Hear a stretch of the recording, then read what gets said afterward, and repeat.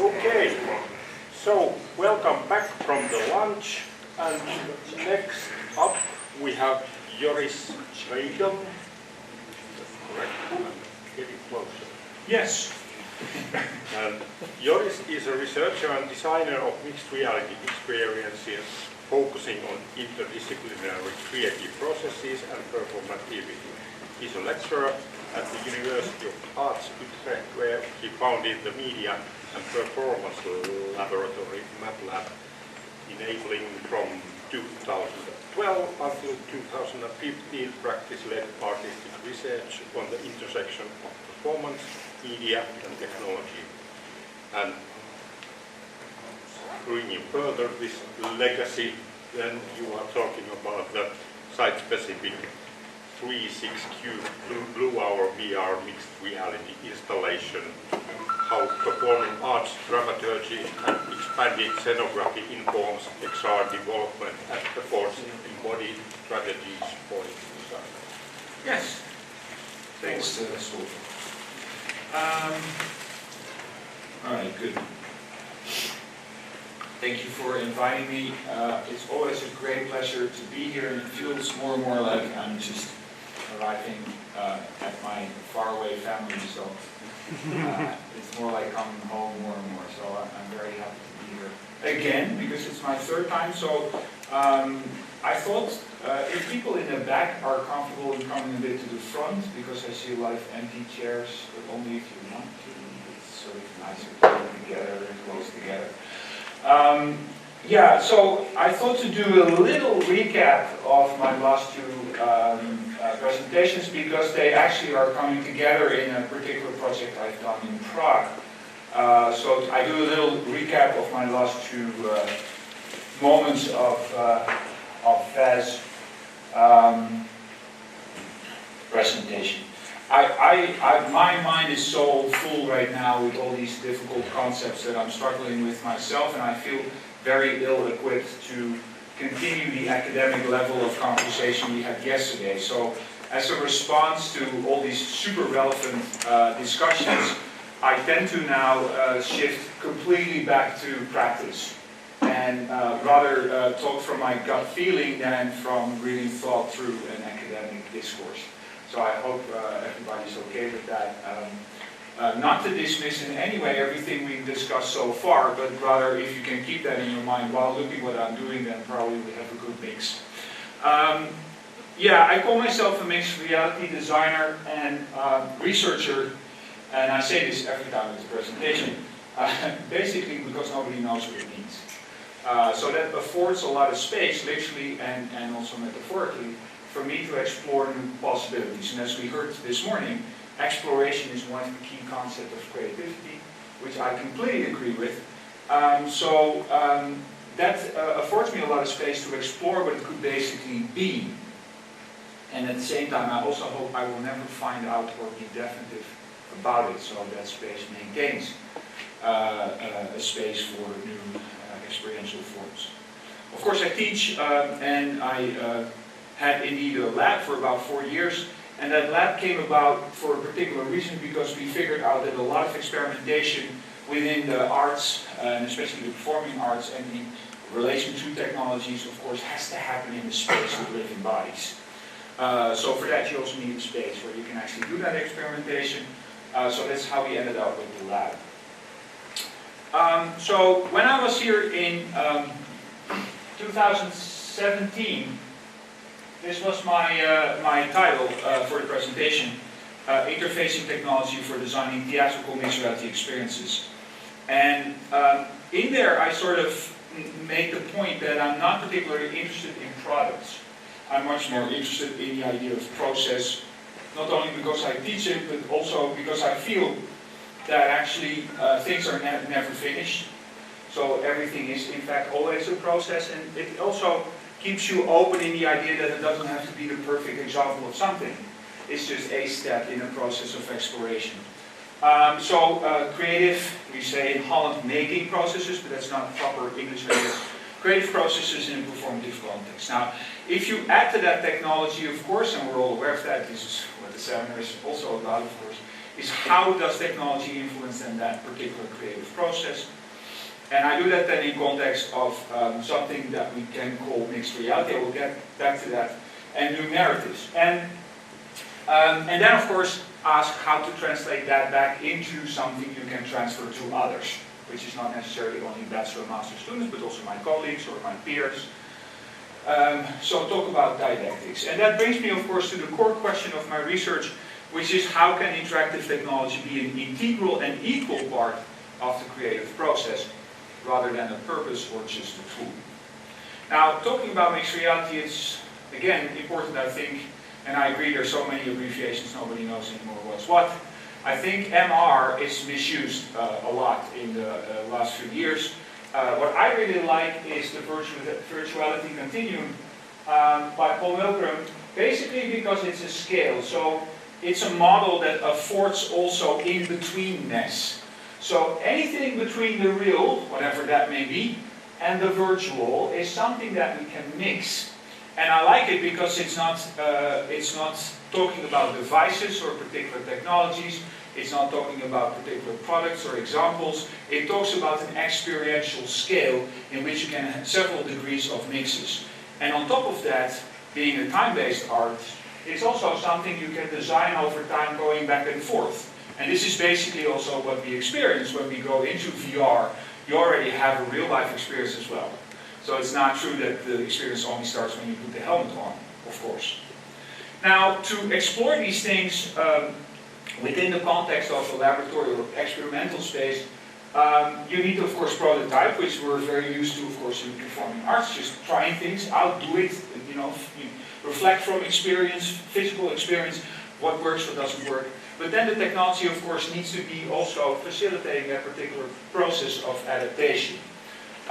So for that reason, it needs to be basically like Lego. And that is, it needs to be accessible and easy to use, needs to be multimedia or modular, needs to be immediate and active, and flexible and customizable. So if we manage to have technology to be like this, then my gut feeling is it can really facilitate that exploration process.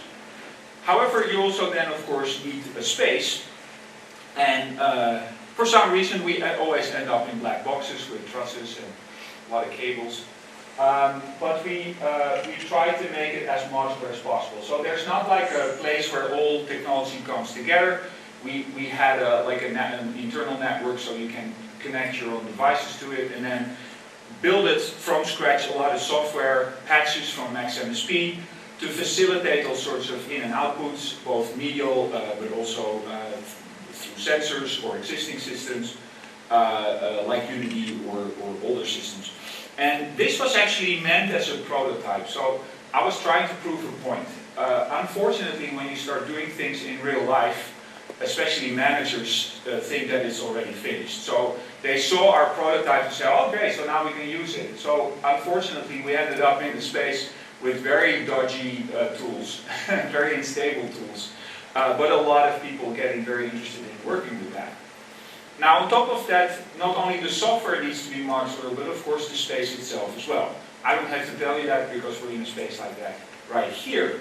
However, spaces, as we know them from theater traditionally, first of all, the technology, of course, goes to one point of control, which is right there.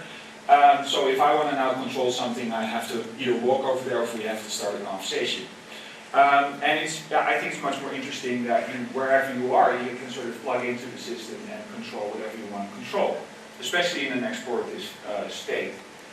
On top of that, the spaces as we use it as of yet are not really sensitive. They don't sense where we are, what we do, which I think you probably need for those spaces to function as a collaborative, reactive space. So we tried a lot of things, of course, with sensing and sensors, including installing a whole motion capture system, and then think about routing things in such a way that we could sort of plug any hardware in and it would become part of that ecology of in and out of the systems. I will not get too far into that. By the way, we stopped building prototypes in MaxMSP and then switched to things like Isadora quite soon because, of course, why build things that are already there. But to sort of juxtapose that thinking then onto something like mixed reality. So in 2015 or 14, when the Oculus, still independent Oculus, started with the DK1, very similar to what you said, I was waiting since the 90s for the VR to sort of become mainstream, and then it got quiet for 25 years, and then suddenly in 2015 we got this accessible device. And of course, one of the first things you realize is that I'm a traditionally trained animator, so the way I have learned to tell stories is through the frame. I would make a scenario and then turn that into a storyboard that is about directing the gaze through frames. And then now you have a device where there is no frame. But what you see is that we had a camera with a parabolic mirror, because there were no streaming 360 cameras back then. And that feed we send to a monitor. And on the monitor you see this red line, and the red line represents actually where the person is looking at. So we see the overall image, the 360 image, but we also see where the person is looking at. So we both have the frame of the person in the moment, and also have the 360 view. And that enabled to actually build this scale model setup. These toys I stole from my younger brother and put them on the table, and people could sort of play with the spectator in real life, or real time, or live. And that afforded a lot of experimentation, including like body swaps and stuff like that, whereby the interface is actually a very simple interface, which is basically the world that we know, with stuff and people in it that you can touch and move around. While meanwhile, having also a spectator inside of VR giving feedback, giving live feedback. And I asked very simple questions. How do you direct the gaze in a 360 environment? How do you make people look in a certain direction? How can you tell multiple stories? How can you let people make decisions? How can we play with depth instead of only just a flat surface? So, like I said, very basic questions concerning these technologies. So, you already probably feel that I'm always thinking about building contraptions where people can explore possibilities through their bodies with a life aspect and probably or possibly together. Now, another aspect, of course, to VR is not necessarily only video, but the real-time 3D-ness of it, which is a different type. I will get back to that a bit later. And for that reason, since the 90s, I was waiting for that moment where I would be in a virtual space and actually pick up an object and really touch it. Now, because we had mocap, we could basically have some object being tracked. We just stole a basic tutorial from Unity as an environment. So this guy is inside with his robotic hanger. There's somebody else from the outside with a controller controlling a virtual crane. And they have a simple task because this block has to go into the crane and then it turns into this remote thing. It's just really stupid. But just a little test to see, can people collaborate from different perspectives and how can you make things tactile. Now this particular moment for me, after 25 years of waiting, was quite significant, because when I had the VR helmet on and the moment I could touch something that I would see in VR, my body responded in a way like, I know this is not real, but it sure as hell feels like real. So it was for me a very profound moment, because it's this dual awareness that of course you don't know, you know it's not real, but your body is at the same time also responding as if it's real. And that to me was a very powerful experience. So even when we had such a stupid concept like this, it already had a lot of impact on all sorts of systems inside of my body. Now another thing is that instead of having complex robotics, I just had my colleague pretending to be the crane, so he was performing the system in the analog world, which I always like. I like to always sort of puppeteer and prototype as low tech as possible. Or low tech, actually my colleague is super high tech, of course. There's no more high tech than a physical body, but anyway. So just to give you some glimpses on how I would see prototyping as part of using technologies as a means to explore possibilities without even knowing where you're going or what the outcomes would be. Now, then the question, indeed, is mixed reality new? No, it's as old as we basically became conscious, I would say. But there's another aspect to this, is that theater, of course, is mixed reality, and that is not a new thing either. I think there's both in the sense of the real and the theatrical. So you're in a physical space, you're aware of that, but at the same time you can also transport yourself into a theatrical space. But it's also this idea of it being being there at the same time, which we are in theater completely comfortable with, but the whole VR industry, of course, tries to create a perfect illusion. So there's something to this that I feel we're ahead of the game, so to speak, because of course experiences become much more meaningful and interesting when you have colliding worlds. So things match and sometimes don't match, and in that in-between space you can tell interesting stories. Now, so last year was on presence, and we talked a bit about different types of presence. Which is still something I'm struggling with, and it just expands and keeps returning to my research, not to in any way try to now define presence, but it's an interesting lens of which you can look at these experiences and the different kind of presences that are afforded or simulated or felt, and the latter is actually most important. I presented one of the projects I've done, which was a VR opera. Basically, we had VR. VR is a very solitary medium as of yet. Of course, social VR is soon here, but people are in their own little bubble, which is indeed a fearful sight from the outside. However, you can also stage it, and we really made use of it. So half of the audience would put on the helmets. They would see a basic abstract world. And then you hear this voice. She was the conductor also of the live orchestra, and she tries to persuade you to make sounds. And the floor to put your own feet on. When you start making sounds, you will see that the graphics respond to what you're doing. So while you're standing in that space, having that mask on, people looking at you, you start to make sounds in your own little bubble, and because of course all the helmets were synchronized, you get basically a choir. So we designed it and timed it in such a way that people start singing alongside the music of the actual opera, and halfway the experience you hear a live opera soloist singing, which is actually was just the person standing next to you, helping you with the VR helmet, suddenly becoming, or was exactly already, an opera singer, and then the positions of the audience switch. So basically, audiences becoming performers. This is then, you could say, so VR is problematic, it's a solitary medium. I think it's really how you use it. So again, it's something like 2VR that is maybe not so good, that you can actually put in a context where it becomes very meaningful. Because I don't know about you, but I wouldn't dare start singing to you right now. But for some reason, a lot of people who have that angst or that anxiety didn't have that when they were in their solitary VR bubble. So there you use this idea of isolation actually to the benefit of the experience.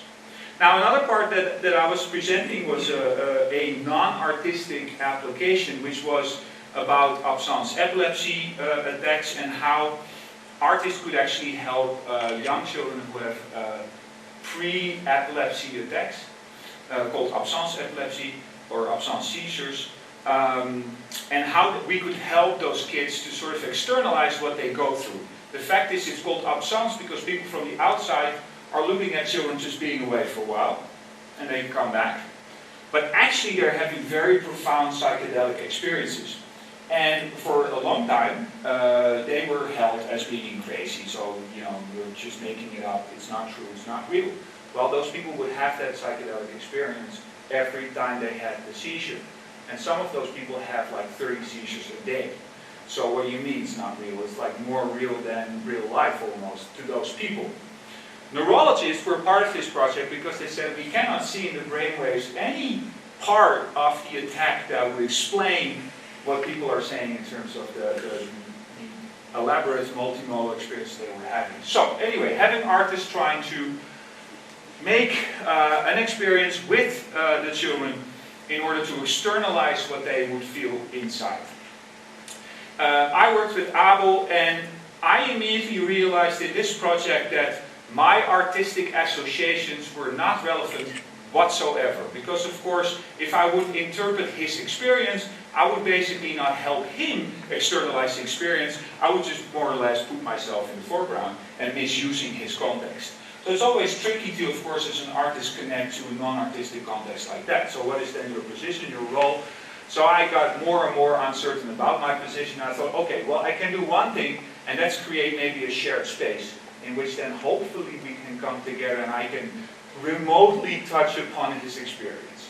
So I created a VR installation with remote controls that I could just puppeteer from the outside. And he was talking about a few aspects of his experience, being about textures, being about size, that I thought, okay, if I can puppeteer that, I can then have him inside of VR, and I puppeteer it, and then he can say, yeah, stop, here, slower, faster. So we have a live interaction on the nature of that experience and sort of see if we can come together in that. And of course, halfway, we would then swap. So I would put the helmet on and he could puppeteer that experience to me. Now, it's still a representation, but at least I felt because it was live, there was some live dialogue being facilitated through this mediated space. Now, of course, you get all sorts of problems about representation, and, you know, if you feel the texture through your feet, and he says, this is exactly the experience that I have, which is basically with this tile here, he felt this texture, he's like, that's exactly the texture that I need. Of course, if I put my feet there, I will feel something completely different. So, you don't solve these problems, but we try to really have this multimodal approach to this whole experience. And there's a very profound moment, which is basically when I put him behind the controls.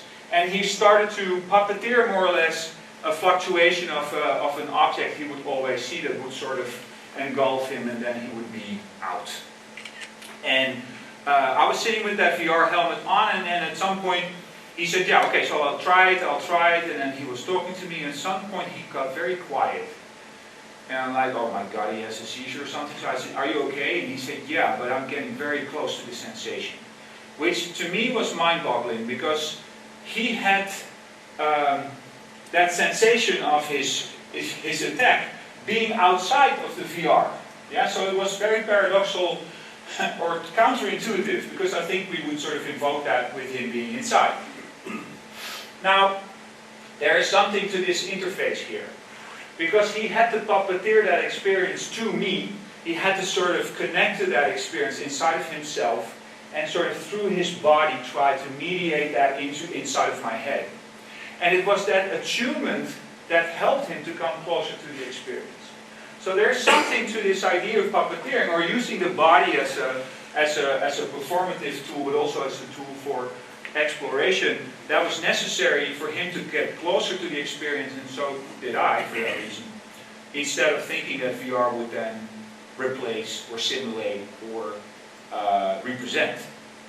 So again, this medium in all its limitations was facilitating suddenly this moment of embodied experience, where we both had this moment, where for sure my experience was not the same with him, but we at least shared that moment. That has resulted in an installation which was meant then as an artifact to have visitors to the exhibition to sort of, in a more documentary style, hear different stories, different perspectives. But we wanted to move a little bit beyond the idea of just a documentary approach. So in the second half of this experience, you can sort of basically walk around and stick your head in bubbles. And when you stick your head in the bubble, you hear the story of that particular child, and you see a sort of abstract visualization of their story. By no means coming close to what they go through, of course. But you could sort of swap. So you can say, oh, this is interesting, and okay, this is interesting. And then halfway that experience, there's a moment where you get your head out, and you cannot leave. So we wanted to make this experiential moment where we play with this idea of choice that VR seems to, real-time 3D VR at least, seems to really facilitate, this idea that you have the choice to freely move around and make decisions, and then suddenly take that choice away from you. Like absence seizures, you feel them coming and there's no way back. At some point you're in it and there's no way back, you have to go through it. So that was our, I guess, careful attempt to approach a little bit some of the aspects of what they were telling us. Now, I just keep referring back to this particular moment for the basic reason that there is something to presence that is by no means in any way connected to technology, of course. And I've always been fascinated by this moment because, of course, for years I thought, okay, so presence means that basically Marina Abramovich is so incredibly present in the here and now and in the space that whomever sits opposite of her will probably, be overwhelmed by her auric presence, because she's such an incredible performer, which is sort of this mythical idea of the performer anyway. And I've been advocating that for a few years until one of my master students said, well, I think you're wrong. Basically, I think it's something else. I think people were moved to tears because they were actually recognized. She was looking at the person and really acknowledging the person in the moment for 10 minutes. And that would bring people to tears. It was not her presence, it was her acknowledging the other's presence. And the moment she said that, I was like, oh yeah, okay, thank you. That, first of all, shifts my whole conception of what is important here. And you're right. So presence, a lot of presence theory is very much about a person being present in, or seeing the presence of the other. But I think it's clearly, we talked about this interaction kind of concepts. I think presence is really indeed this interconnectedness of entities recognizing each other, and in that way sort of heightening this idea of presence. Now, of course, then the question is, what happens if you put a lot of technology in between? Okay. So with these thoughts in mind, I was asked to help, design a mixed reality experience for the Prague Quadrennial, which happened in June, once every 4 years, of course, large international conference that get together of all sonographers of the world to showcase their work and discuss the discipline. And I was really happy to also see people from here arriving there in the opening of the actual venue. But anyway, let's to the people who weren't there give a very small impression. Now I need to make sure that the sound is working.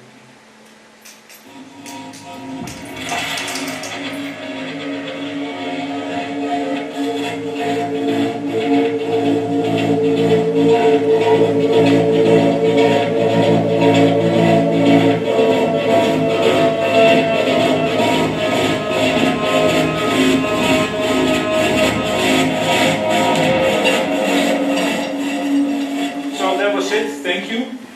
No, this was clearly a 30-second time lapse, but it sort of shows at least it was a very large space. And in that space, which was basically an ice skating hall, it was the ice skating exercise hall of the national team in Prague. And of course they took the ice away. And then they sort of asked to rethink that space into something intermedial or from a perspective of expanded sonography, a space that you could experience with all sorts of media. Now, Romain Tardy was the artistic lead. You might know him. He worked for NTVJ. He's done a lot of light sculptures and light-based artworks in all sorts of locations. And he came up with the idea to have 36 water pools in the space and very large scaffolding structures with projections over to each other, and then have this very abstract space with those water pools there, and then people could sort of move around in that space. So that was the basic starting point, and from there they asked for several artists to lead a work group, and those work groups had to sort of, in an interdisciplinary way, make up an experience in that space. So we had a video projection mapping group led by Romain Tardy, we had the lighting design group, the sound design group, the tactile environment group, a systems integration work group, an experimental sound group, and the black sheep, the augmented and virtual reality group. And everybody was sort of agreeing that nobody knew why we were there, including ourselves. But for that reason, an interesting experiment. And now, imagine all these people living all around the world, and how do you work together? We didn't visit the venue yet, we had never been there, never experienced the space, but we were sort of trying to already come up with concepts. I knew already, because we would be there 8 days before the opening, and then they still had to erect all the, like the scaffolding and everything in the space. So basically we would have 5 days with people in a workshop setting to build an experience. And I have some experience in doing 3D and doing VR, and I'm like, no way that's going to work or happen. So we already said, okay, you know what, we'll just do 4 VR installations and we'll curate 4 other VR installations to be in that space. But we will be very responsive to whatever you come up with. So what they basically did, the theme was Blue Hour, and that is the particular time of the 24-hour day, the circadian cycle, where if you're on the water, you don't see the difference anymore between the water and the sky. So it's like this where boundaries sort of disappear. It's that particular state that we thought was interesting. So where's this transition between the digital and the analog? So how can you combine all these different media into this one experiential space that shifts through like 24-hour cycle, a circadian cycle? So we reversed that, not reversed, but we scaled that 24-hour cycle into 24 minutes that had 4 distinct phases of being asleep, waking up, having an excited day, and then falling asleep again. And it sort of more or less looked like this. So here we are in June in Prague with 30 degrees bright sunlight.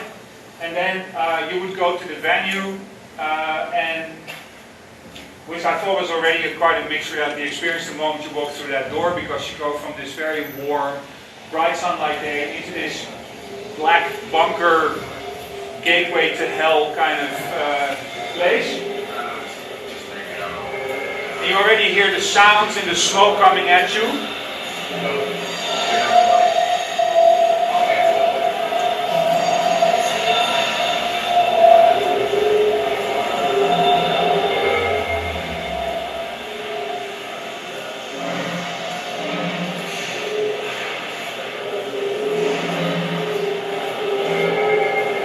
Down the stairs.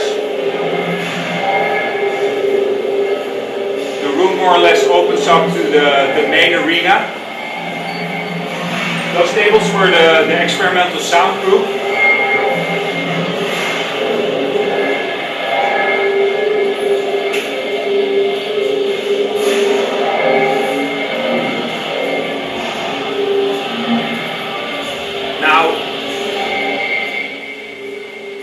People who were there, most of you came on the opening night, and that was a moment where we had about 200 people coming in at the same time. So I don't know if any of you had the time to come later on, but this was the space was actually meant to be like this. So much more like people, walking around, slowly exploring the space, not getting any rules about how long or what to do, whatever. Just an explorative space. And in that space you see also the tactile environment, so there were some little like gardens or micro environments, which also led to a lot of interesting artistic, I would say in a friendly manner, discussion. Because Romain had this very light, abstract, very precise, very digital space in his mind, and then suddenly Teresa came with her tactile environments and started to bring a lot of dirt and plants inside of the room, which I thought was great. But anyway, so how to collaborate is always an interesting one. But inside of there we decided to sort of claim 4 of those schools for our own installation. And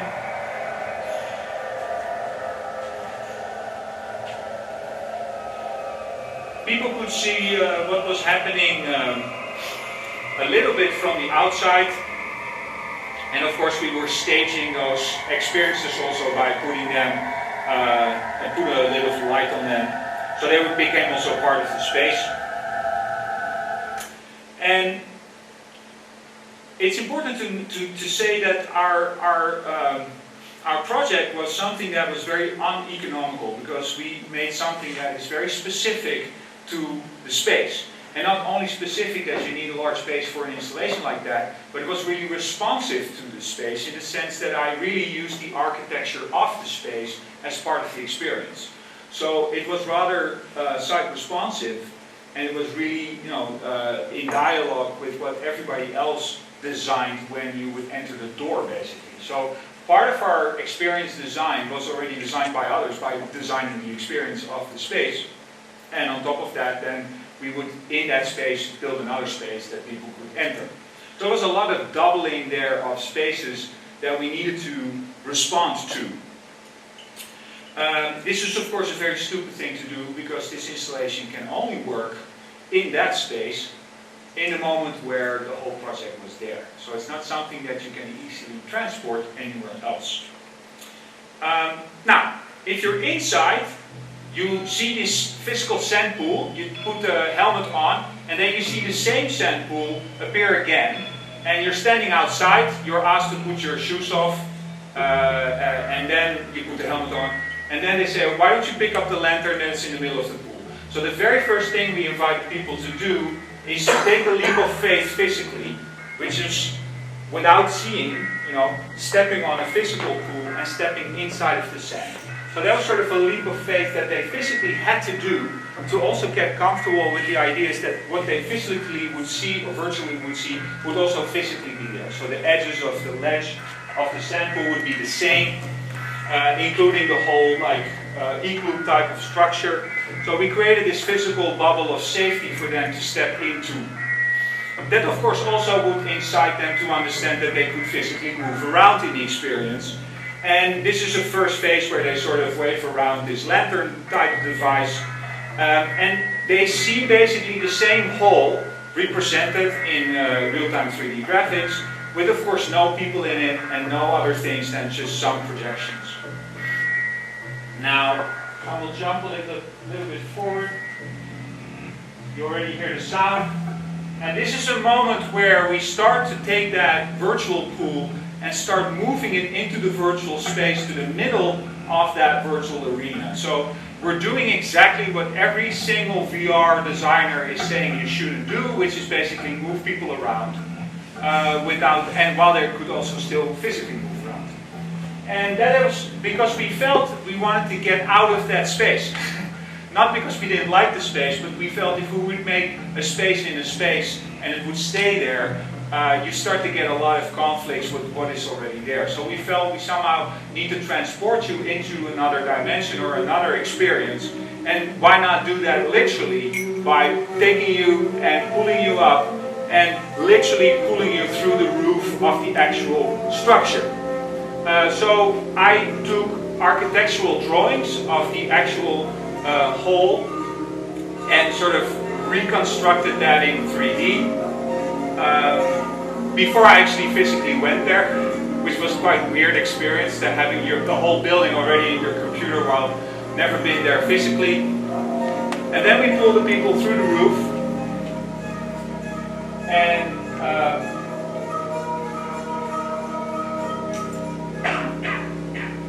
oh yeah, first we sort of deconstruct, of course, the building. Now, the reason why we started in this space had to do with the fact that I worked with Paul Segis.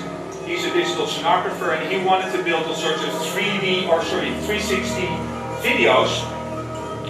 So we made this agreement and said, why don't I build this interface, this limbo space, from which you can transport yourself through portals into one of those 360 video worlds that you have then recorded.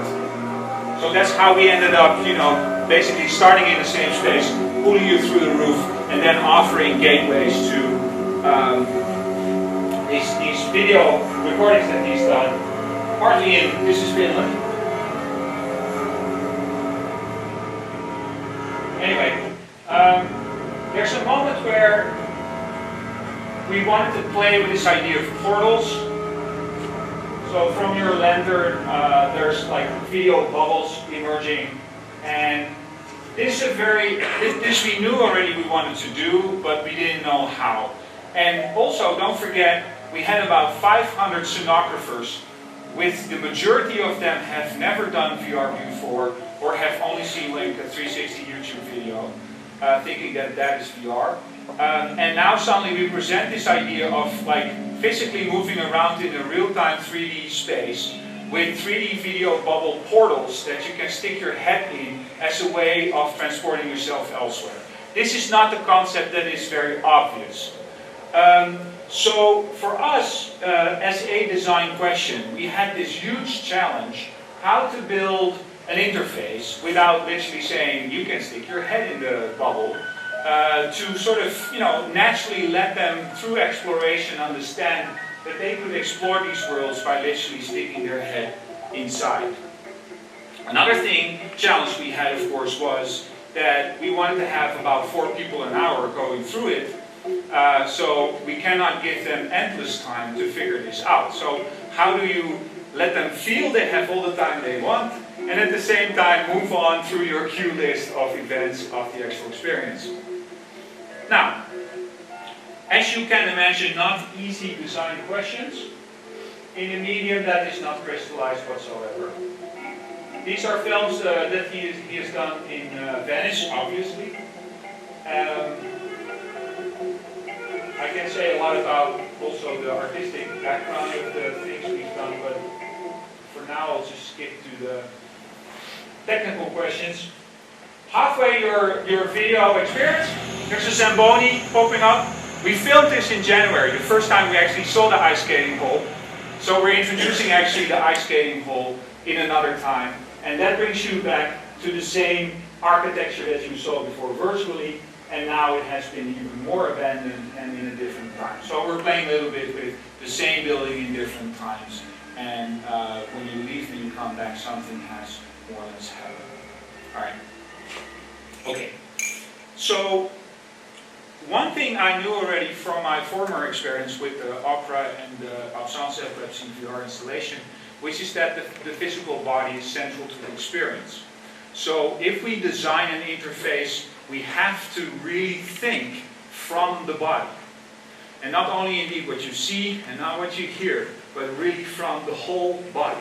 Now, that is not so easy to do, especially when you are not in the actual space to work with. So just to repeat the components we were dealing with, we needed to design a physical installation. That was built, by the way, by wonderful people in Prague remotely. So we had to send our digital information and no idea whether it would actually work out. And then 6 days before the opening, we arrived, and lo and behold, they were actually standing there. Then we had a physical object because we wanted to move a little bit away from the thing with buttons. So we had this lantern metaphor that you could physically pick up, which would also be the trigger for the experience to start. But it would also be something literally to hold on to, which I later also heard from people was important. And then there was this aspect of then the 360 video versus real-time VR. Now, I don't probably have to explain to you, 360 video is a linear, pixel-based, just 360 video. It doesn't care whatsoever where you are, what you're doing. It just will play when you press play, and that's it. Real-time 3D, however, can respond to what you're doing and affords a certain sense of, well, I wouldn't say reality, but at least some sort of agency and interaction.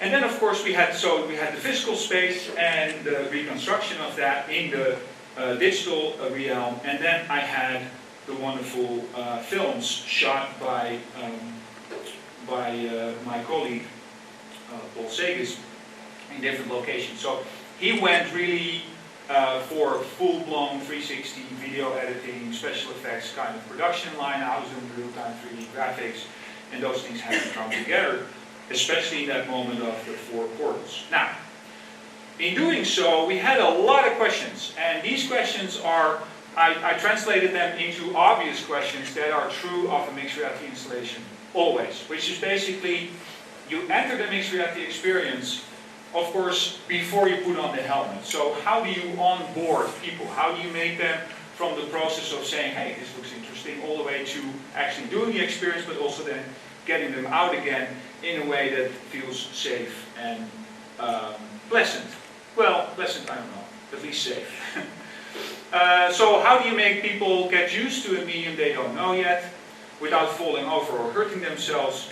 How do you start the journey, and also when you transport them, which we did, we took them up and moved them through virtual space. How do you battle then VR sickness? A lot of people get motion sickness because of this discrepancy between what they physically feel and what happens visually. Then questions around how do you know that you actually have options, or how do you know you can freely roam around and actually the space responds to you. And then also be in a space without needing to act. So how could we find a balance between basically being and doing? And then how do people know the experience has actually ended? And how is there a space for reflection? So a lot of questions that you feel are also situated within the timeline of the arc of the overall experience. Now, this is a very long introduction to actually basically me telling you about this. What we did was, as I showed you already before with the setups where you can physically prototype things, we built a physical prototype in a very early stage of our ideation. So what you see here basically is Paul sitting, this we found outside, which basically had exactly the same dimensions at the ledge of the imagined pool that would be there. So this is just simulating the physical presence of that ledge, so you could step over it, you could step on it, you could lean on it. Then we of course draw with tape the actual dimensions of the imagined pool that we knew was already in construction. We had a fantastic prototype, which is just some gaffer tape with a controller and some sort of garden device that was cheap, to simulate this lantern type of device. And more importantly, of course, we had the view on what he was seeing in VR. So trying to sort of combine those worlds in the same space in real time.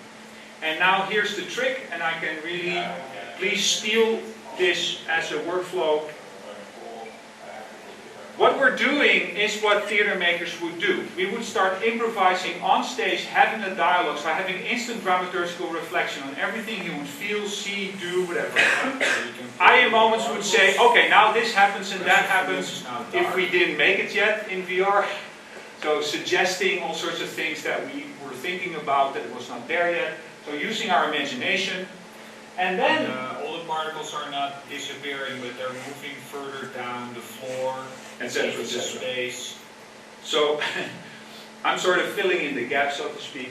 And Paul really tries to partly be with his body in what we have constructed, and partly imagine what I was saying, and at the same time reflect on the experience.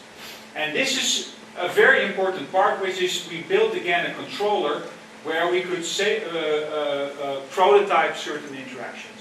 So for example, putting people through space, of course in VR, you can literally in Unity pick up that device and start moving people around. So I asked Richard, okay, so it's about time now that we're moving up, and of course Richard being a technician, not too sensitive in his own body, he really through the roof. So Paul was like, okay, that's way too fast, so let's do it again. And so we really through life experience tried to find the perfect sweet spot, at least for Paul, what would be a good tempo where you would not, get sick. Of course, then right after you have to test it on all sorts of other people because it's very different for many people. But Paul was ended up being actually quite a good prototyper. Now we had all sorts of other controls, and that so one of the design issues was the portals, and we wanted those portals to emerge, and then think about how do people understand they can stick their head through it. So first we had the portals hanging like this, and we thought, okay, so if they emerge and you come closer, they get larger. So we knew there's something like emerging, larger, there were a few variables that we already put behind controls. And so the very first moment that Richard was sliding in the portals in the experience, Paul and me also were like, whoa, okay. And then Richard enlarged the portal, then suddenly became like this. And instead of moving in, Paul, through his physical reaction, was like, I want to move away from this, right? Which, when I tell you this, is so bloody obvious. But it's not something you think of most of the time when you're designing behind a computer. So it was very interesting that a lot of assumptions we had about how to persuade people to interact, many of those things were often the opposite, or slower, or faster, etc. So by light puppeteering these aspects, we basically figured out the whole portal interaction, the introduction part, the speed of the movement, and also the getting back within 4 days. And this is the whole thing, is that people tend to think that building a prototype setup like this and having all these people in the room is actually a very ineffective way, because you need space, you need time, you need hours and people, and you need to prepare a lot of technology. But when you get those things together in the room, you can also make very fast decisions by actually being informed by an actual experience.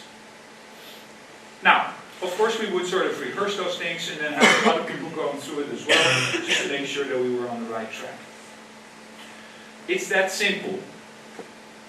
So puppeteering to me is not only about mediated performance as an end result. Puppeteering to me is also a method for experiential design. Now, some of our findings, we had, as we said, 1 experience per 50 minutes times 4 installations. We ran for 10 days, 9 hours a day. Some of the installations broke down because of Steam updates, which is a horror. But I think we can make a fair estimate that about 500 people have seen our installation. And here's the thing, we sat there a lot and asked people how they would feel. We would do a lot of observation, of course. So we can say a few things about at least those 500 people being quite critical designers, of course, and also quite skeptical on using VR within the context of theater design. Now, for the onboarding, it's very important that we have those people take the first step themselves. So talking about violence, we felt it was very important that the person was asked to take the step inside the experience themselves. So that this leap of faith was, of course, in an onboarding scheme, first of all, you're saying, hi, you're welcome, come here, you can sit on this chair, you can leave your bag here, and welcome, we're going to do this and that. And they take off their shoes, they're seeing somebody else already going through the experience. And then having the helmet on, are you comfortable? Yes, okay, so now you can step into the pool. It's going to be okay. And so taking that first step themselves is then also, in a way, for them a decision that they want this, and they will also take partly responsibility for the experience and their degree of freedom and choices they make. Now, the first part of the experience is super boring with the particles and just standing in an empty room. But we know people, if they have never done VR before, they need literally like 2 to 3 minutes to get acclimatized to the experience. So not immediately to throw them into a roller coaster, of course. And here's an important part. It's not that we took sand as a texture by chance. It's not by chance that we asked people to take off their shoes. Our assumption is that creating a texture that you could feel through your feet, that is the furthest away from your brain, would somehow have an effect on how people would experience the reality of the space. So not only stepping inside the pool and feeling the ledge, and of course when you're having your shoes off, you're more sensitive to the ground and the space where you're in, but also standing in the sand was really like this moment of orientation and feeling that you were basically there. However, we were not sure whether it would also work in terms of motion sickness and stability. Because, as you know, sand is a very unstable surface. So if you're already a bit wobbly, and then you're also standing on a surface that is not really providing a stable floor, you would probably think that it's a very counterintuitive method. However, in those 500 people that we spoke, well, we didn't speak to all 500 of them, but we talked to quite a lot. There were people really coming towards us, really wanting to tell us that they have done VR before, and they hated it for the simple reason that they got sick. And they said our installation was the first installation they did where they didn't get sick. And we heard that more than often. So it was more than just 2 times. We heard it a lot. And so we have been thinking about this and of course going through it a lot. And And our assumption is, this is a hypothesis, our assumption is that what literally happens physically is that because you are unstable, your body constantly has to realign its position. And for that reason, while your head is being pulled through the roof, you're also resensitizing your connection with your body because your feet are really busy trying to stay on that unstable surface.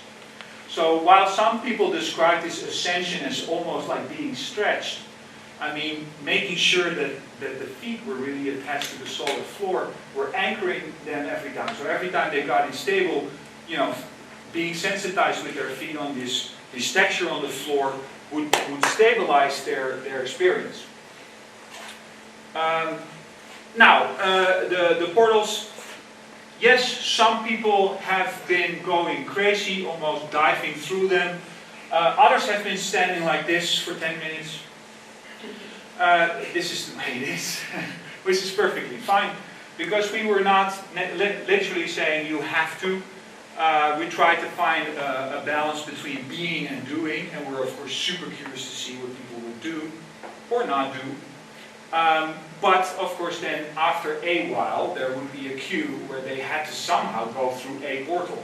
So we made up some strategies where the last portal you're looking at after a certain time will stick to your head and then sort of, you're in it. I've seen it was for me just a great joy to see people moving through that space. Some really sat down and had a day on the beach, I don't know. Others were really running around and doing other stuff. So this was really nice to notice. Now another thing about this is that while a lot of people who work with VR focus on this experience, I think at least half, if not more of the experience was happening outside of the experience. So providing space literally for people to sit there who were about to have this experience or just had the experience, all of them felt a need to sit there for a while, either to get into it or to talk about it. So providing a space for reflection, I think, is a very important part of designing mixed reality experiences like that. Right. And to my surprise, I was a bit worried and also critical about it. I'm not a great fan of 360 video. But to my surprise, hybrid forms are actually quite interesting to explore. So we have tried to combine those two media that afford, of course, completely different modes of spectatorship or experience. But in this case, the hybridity really worked out really well. So I feel now actually much more compelled to continue on that path. I don't know why that happened. All right, so let's get it out of the way. So finally, of course, and this is so obvious, but at the same time, I was at VR Days in Amsterdam, and then you talk a lot of people from film and games, not a lot of people from theater, but more and more. But I also go to conferences at theater where I talk about VR. There's always this problem that we're very compartmentalized still in our disciplinary worlds. And my assumption, and actually also experiences, is that mixed reality experiences ask for a lot of different disciplines to participate. Yeah, there's a lot of, there's nothing new in terms of the design questions and challenges, but what is new is that you need to have a different type of team that you're really used to, including the engineers, including everybody involved. So I don't know if it helps, but maybe it's also good to make up new terms that nobody understands, so at least it affords a space for us to again experiment and work together. So something like interactive performance design or expanded digital sonography or technical dramaturgy could sort of create positions that are not too fixed on a tradition, but rather open up a dialogue for interdisciplinary exchange. And we have done something that we should have not done because of everything I just said in terms of site responsiveness. We're showcasing the VR experience without the whole space in an exhibition here in Helsinki since 5 days already. It's going to be open also in the next few days. You're most welcome. It's for free. I will probably be sitting there observing people, and I'm available to talk to also, to maybe tell a bit more about it if you want to know. It's in the exhibition laboratory. I wouldn't dare pronouncing this address, but you're most welcome. And so, and then you can actually do the experience yourself. We also made a publication. If you go to the KUVA Research Days website, you can download the publication for free, and it also includes 17 other artists having made all sorts of wonderful fine art-based works that are part of the exhibition as well. So you're most welcome. So this is the publication. Maybe well, it falls out of the image, but you can find it through the KUVA Research Days website. Now, all of this is going to accumulate into my PhD research, which I have started as of September, and which, as the title is changing also a lot, but as of yet is still called Creative Processes in Collaborative Mixed Reality Environments. And the second sentence maybe is even more important because of the points that I made, which is how to stimulate invention and innovation through improvisation, and maybe I should say embodied improvisation. And I'm still looking for partners and people who are interested in doing these kind of researches. Also doing maybe some co-location kind of experiments, which I'm also talking to Matthias too and about, and hopefully also with Demo and Joker next. But who knows? And with that, thank you for listening for a full hour. And, is there any questions?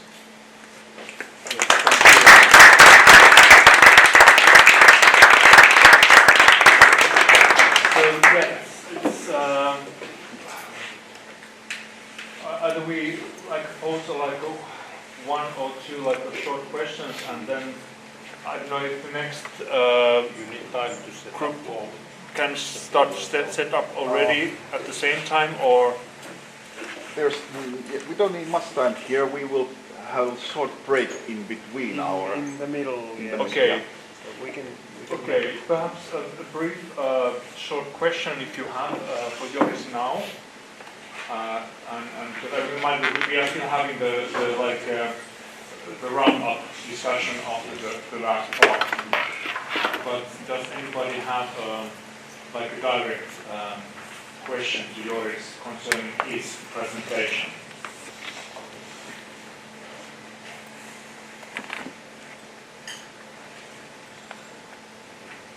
Do not.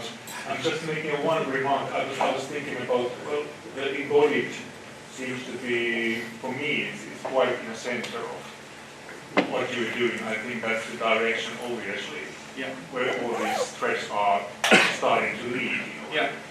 And just I was thinking, I saw a couple of months ago there was a documentary about NASA engineering and scientists who are operating in Mars through the rovers, the Mars rovers, and they are from a distance, from Pasadena or somewhere in States, they are driving these vehicles and planning, and it was curious how the rover drivers were feeling that they are in Mars actually. Even, and it's something that through the visual representation that what they are seeing, even though it's like a twisted in a way, they learn to feel the environment in a way. Of course, that's a question of the time because they are doing that. It's a long project, and they are accustomed and used to drive, and they have even the second unit on there that they can test things before they are sending the instructions to the other one in Mars. But it's this kind of interesting, this kind of embodiment through the images, which is lacking this kind of sand or tactile elements. Yeah, but I also know they're building interfaces as part of that. Well, not necessarily that project, but as part of this kind of research where you do feel also tactility through like having body harnesses, so you also can feel the surface rather than only looking at it. So this multimodality to these experiences is becoming more and more a domain of research because people start to realize, of course, we're not just eyes and ears floating in space. The way we experience the world is through a whole apparatus of all sorts of senses. And talking about avatars, the 90s talk about being visually represented in the virtual space. You didn't see your body in the installation that we made, and we did that on purpose because it involves more trackers and all sorts of things. So we didn't do it, and we asked people, did you miss your body? And nobody said they missed their body. So it is more about proprioception, so feeling where your body is than necessarily seeing the body.